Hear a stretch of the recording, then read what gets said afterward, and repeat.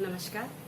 मैं प्रथम वर्ष कला हिंदी साहित्य के प्रथम प्रश्न पत्र में कबीर दास का जो साखियां हैं उसकी सप्रसंग व्याख्या आपको समझा रही हूँ। आपकी पाठ्य पुस्तक में पृष्ठ संख्या 44 पर गुरुदेव को अंग साखी हम यहाँ से प्रारंभ कर रहे हैं। कबीर दास के काव्य की सप्रसंग व्याख्या। राम नाम के पटंतरे देवे को कछु नाही, क्या ले गुरु संतोषिए हौस रही मनमाही। पीछे लागा जाई था लोक वेद के साथी, आगे थे सतगुरु मिल्या दीपक दिया हाथी।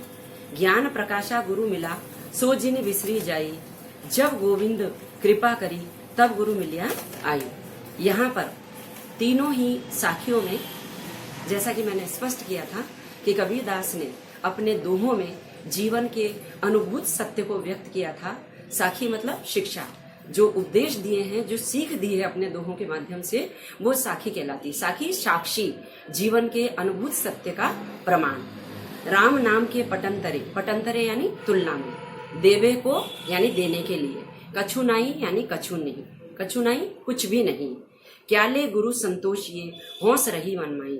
अपने गुरु को गुरु दक्षिणा में क्या दूं, कबीर कह रहे हैं, क्योंकि गुरु ने जो अमूल्य धन, राम नाम रूपी धन मुझे दिया, उसकी तुलना में मेरे पास गुरु को देने के लिए कुछ भी नहीं है। राम नाम के पटंतरे, राम नाम के समान देने के लिए मेरे पास गुरु के लिए कुछ भी नहीं है। मैं ऐसा क्या दूं कि क्या ले गुरु संतोषी, क्या दे करके मैं गुरु को संतुष्ट करूं। हौस रही मनमाई, हौस यानी इच्छा, मेरे मन के अंदर तो ये इच्छा ही रह गई कि गुरु ने जो राम नाम रूपी अमूल्य शिक्षा मुझे दी है, उसकी तुलना में मैं उनके प्रतिदान में क्या दूं। पीछे लागा जाई था लोक वेद के साथ, लोक वेद, वेद यानी शास्त्र। मैं पीछे पीछे जाना मतलब अनुसरण करना। मैं संसार की लोक परंपराओं और शास्त्रों द्वारा बताई गई परंपराओं के पीछे पीछे जा रहा था, यानी उनका अंधानुकरण किया जा रहा था, उनका कोई महत्व नहीं समझता था।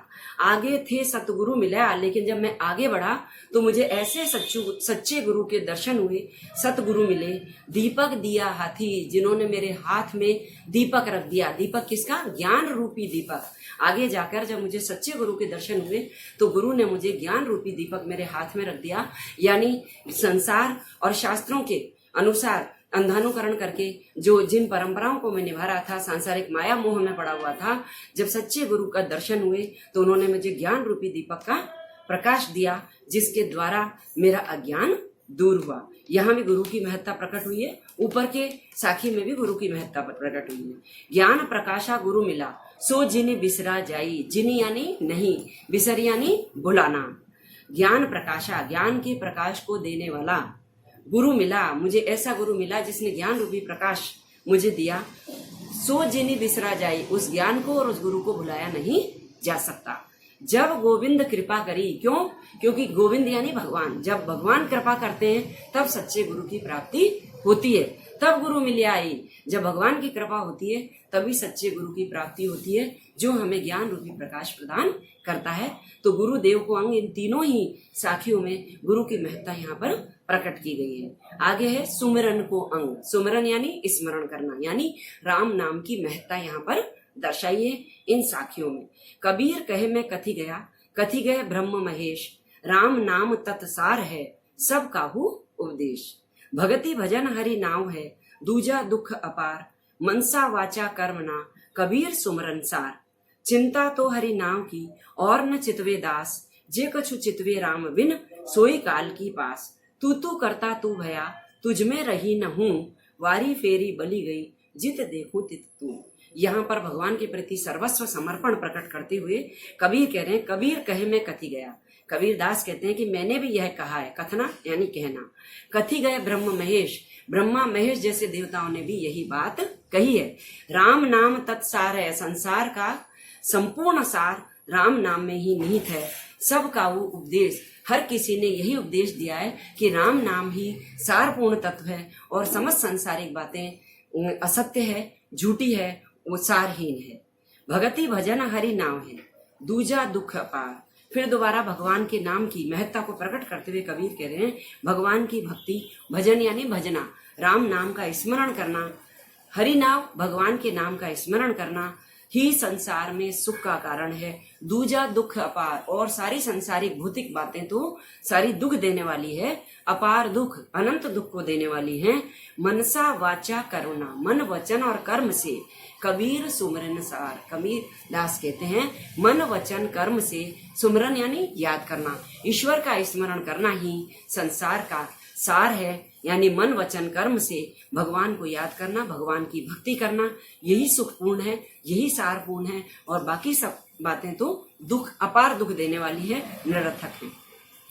चिंता तो हरि नाम की और न चितवे दास। दास यानी भक्त, भगवान का सच्चा दास जो होता है, भगवान का सच्चा भक्त जो होता है, वो केवल हरि नाम की चिंता करता है। यानी भगवान के नाम को स्मरण करने की उसे चिंता रहती है और किसी बात की वो चिंता नहीं कर। और न चितवे दास, और किसी दूसरी वस्तु पर उसकी निगाह नहीं जाती और किसी बात को देखता ही नहीं है।